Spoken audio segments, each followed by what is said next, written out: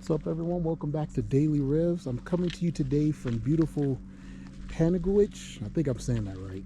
Panguitch, Utah, where I'm reviewing the 2025 Subaru Outback Wilderness. Subaru was kind enough to lend this to me for about a week or so I can check it out during a little family trip over here to gorgeous Utah. Like I said, this is the 2025 Outback. There is a 2026 model coming, but that one wasn't available. So like I said, this is the 2025 Outback. It's honestly been great.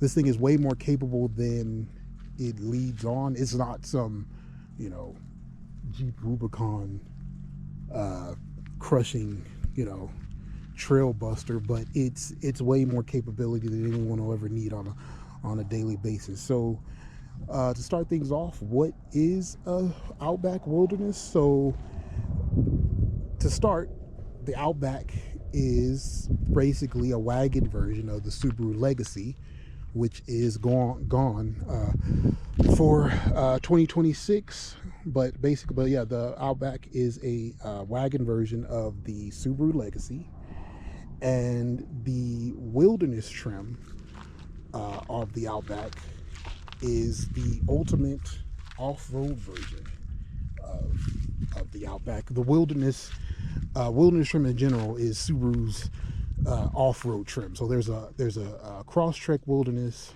a Forester Wilderness, and there's an Outback Wilderness. I don't know if there's more Wilderness models coming, but those are currently the three right now. They're the most capable in their respective trim ranges. But they're not the top of the model range. So in the Outback's model range, the Wilderness sits 2 steps down from the top. So it sits above the Onyx X Edition XT and below the Limited XT, and then the Touring XT is above that. So the Wilderness sits 2 rungs down from the top. Pricing starts at, before destination charges, $41,710. As optioned here, it's just under 45 grand, which isn't bad given what this thing is equipped with.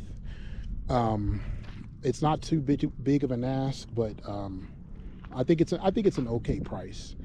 I wouldn't say it's a bargain or anything like that, but considering the capability and the features that this thing has, I think it's not too big of an ask for something like this.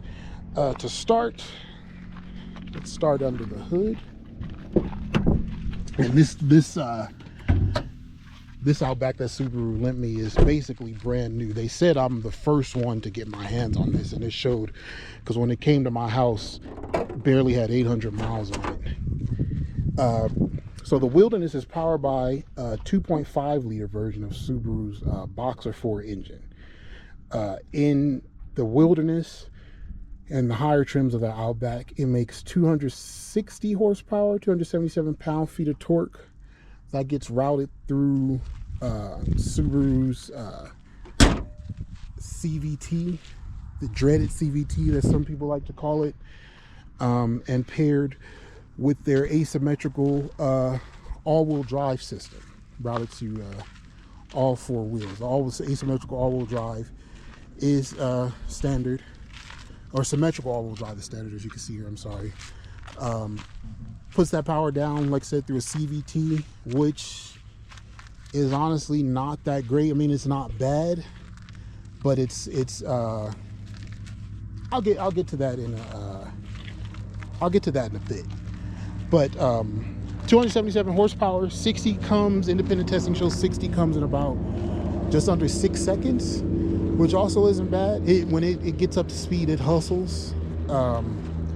You're probably wondering what exactly goes into making an Outback a Wilderness trim. Well, it gets, as you can see, it gets a higher ride height.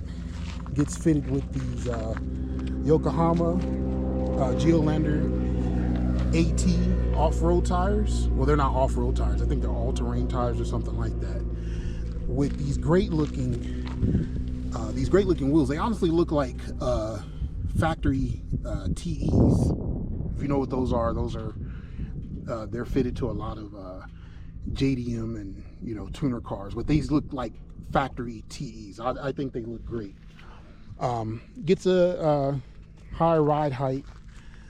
Styling wise, it gets this random matte like stripe on the hood. Bronze accents behind these are tow hooks. There's tow hooks behind those. Black accent, more tougher trim. These distinctive fog lights, LED fog lights at the bottom. Around back, standard roof rails with more bronze accents. Let's go around back. More bronze accents here. Let's step inside. Inside, it's not a bad place to be. It gets little Subaru Wilderness like shirt tags on the door with more bronze stitching, bronze accents on the wheel. Gear shifter, more stitching on the dash over here.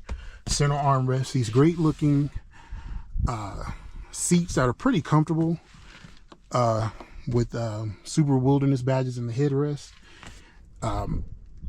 Waterproof, dirt resistant floor mats, front and back, with the Subaru Wilderness logo. They're great when you know, when you're dealing with things like mud and whatnot.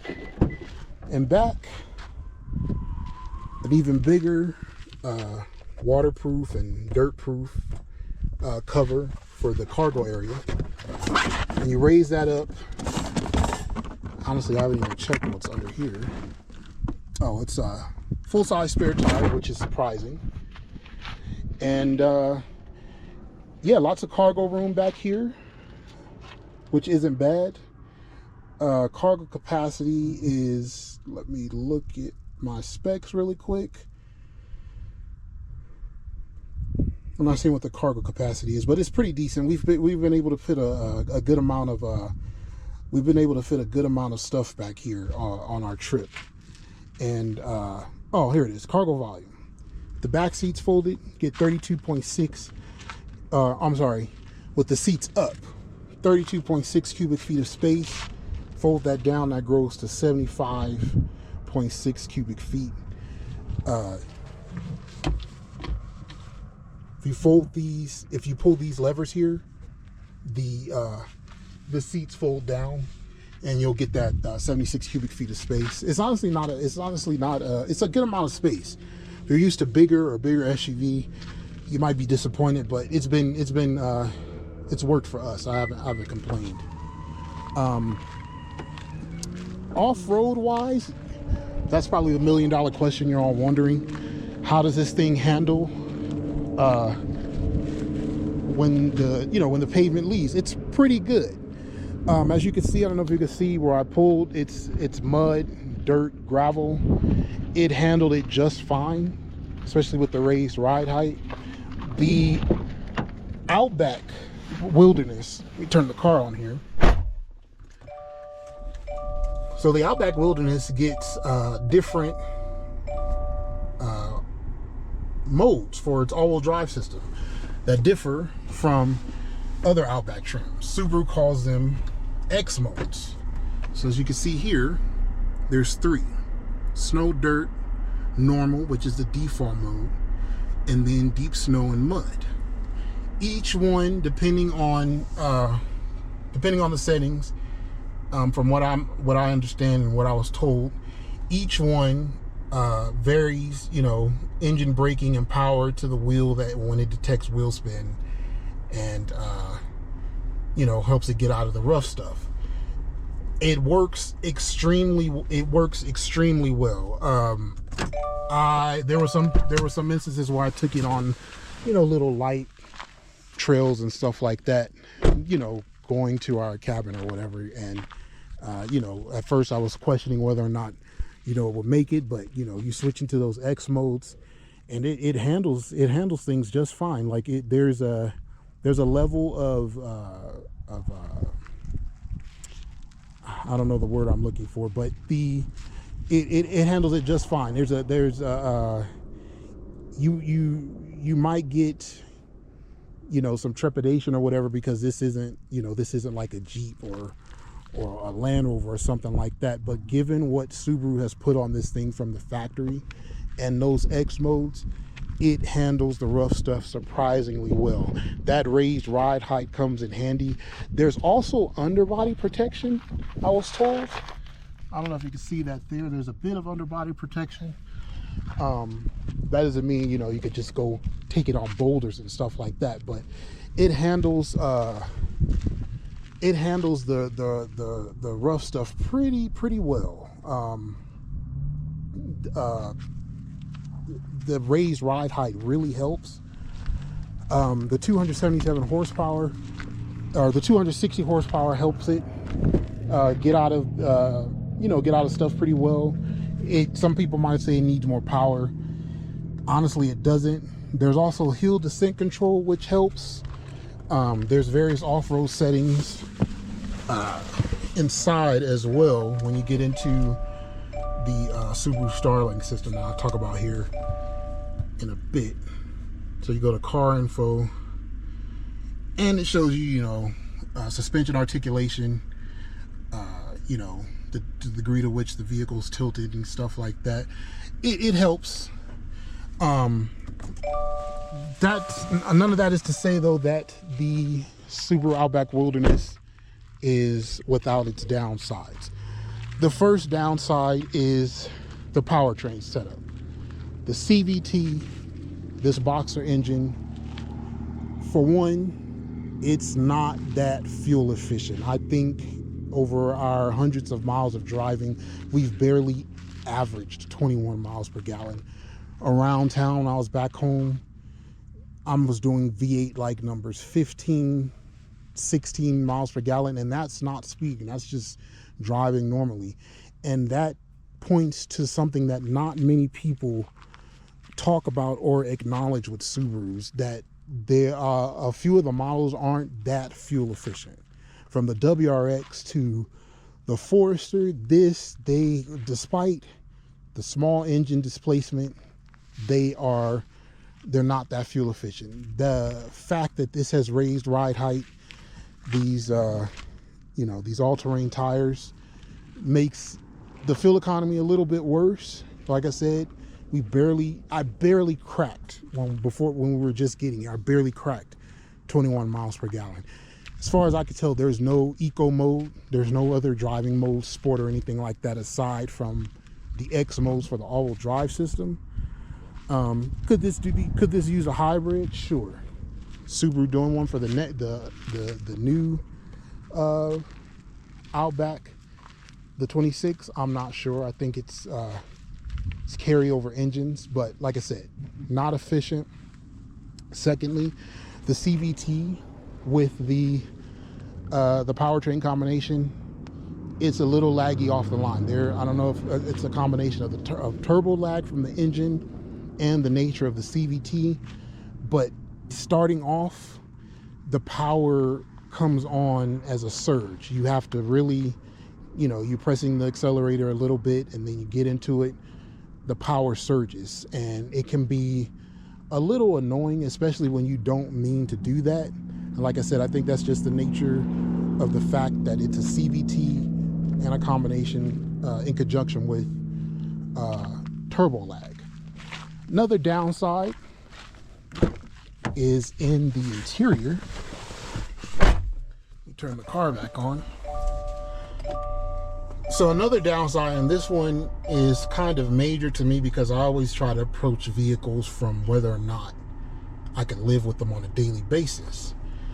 And Subaru Starlink is something that if you own this car, you'll have to encounter on a daily basis, or you have to use on a daily basis if you want to control certain major aspects of the car.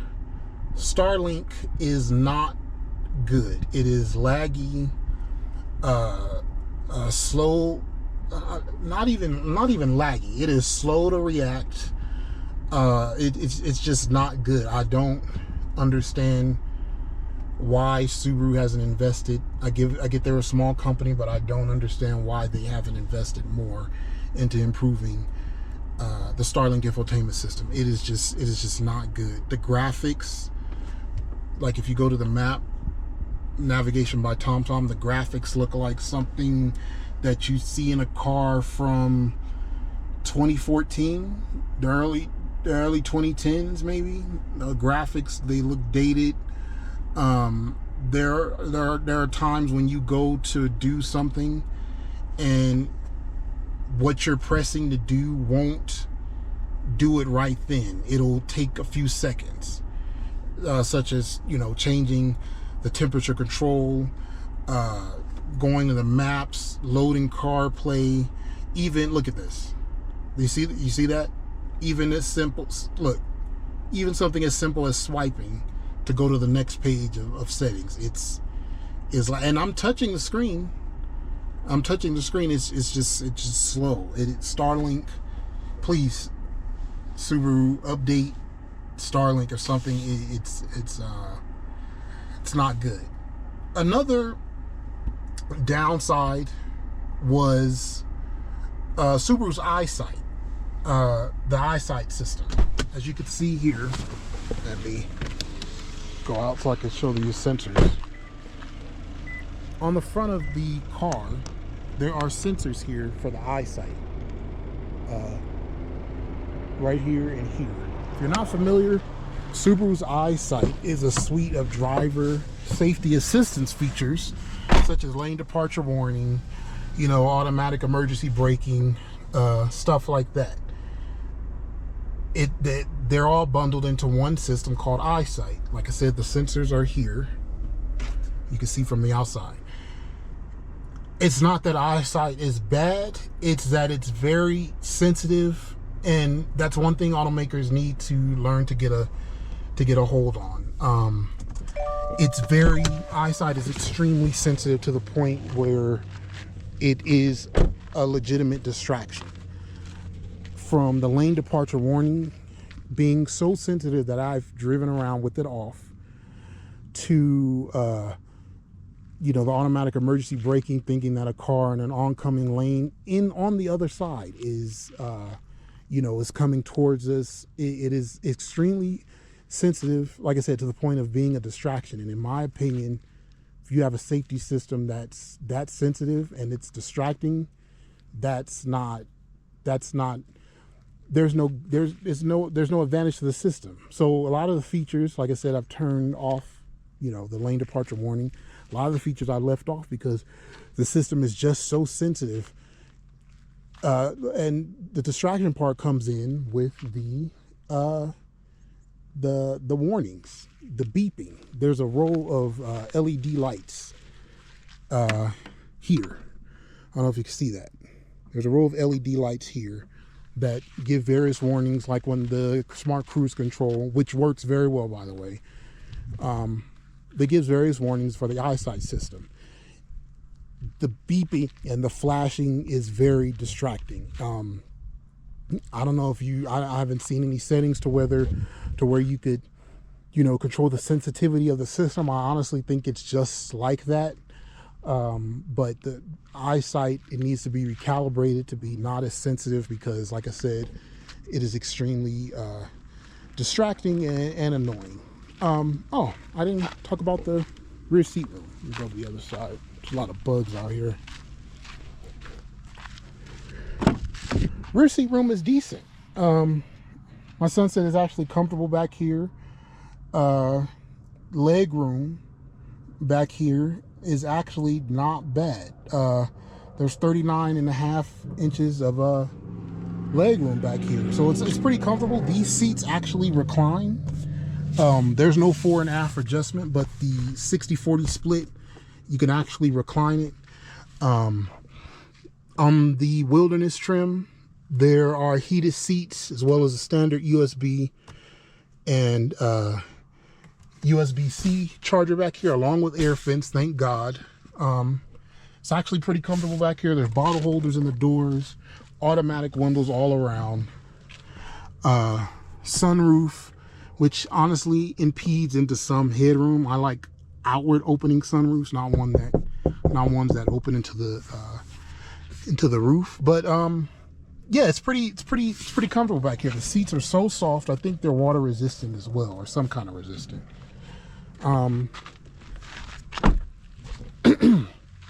Other than that, it's been a comfortable car. It's great. I'd actually consider buying one of these myself. Might put some more tougher tires on it, and you know, it's a good car. There's I don't like the black plastic trim. As you can see, it's dusty. So armrest here. Oh crap, there's some kind of bug right here that I'm gonna kill, or not kill, but try to get it out the car. But yeah, it's a comfortable car. I would consider buying one. But yeah, it's a comfortable car. Other than the downsides, the lag from the turbocharged engine combined with the CVT, the weirdly horrible gas mileage. Not horrible, but the gas mileage that could be better. The laggy Starlink system. It's a great car. I would consider buying one of these. I'll get it all outdoorsy. Might put some better tires on it. But yeah, I consider owning one of these. It's just that good. Like I said, it's not some Rubicon trail blaster, but the capability that went into this, I think it'll surprise a lot of people. So if you're in the market for something that's outdoorsy, it's not a Jeep, not a Land Rover. You don't see too many of these around. You see a lot of Subarus. You don't see a lot of Outback Wilderness. Maybe it's just because I'm from Southern California, but if you're looking for something like that, you should definitely check out the Outback Wilderness. It is great. Like I said, as tested here, just under 45 grand, which isn't a big ass considering the capability this thing has. But yeah, you should definitely check this thing out. But yeah, that's the 2025 Subaru Outback Wilderness. Like I said, this is the last you'll see of the Outback looking like this. Subaru has discontinued the Legacy, like I said, which is based on this, for 2026. So that means the Outback is all new for 2026. You can still check this out while it's at dealers, or go used. They're a steal on the used market. I've seen them under $30,000, just a few years old with 40, 50,000 miles. But like I said, the Outback is all new for 26. And but yeah, you're in the market, check out the Subaru Outback Wilderness. And yeah, that's our walk around review. Remember to like and subscribe. Let us know what you think down in the comments, and thanks for watching.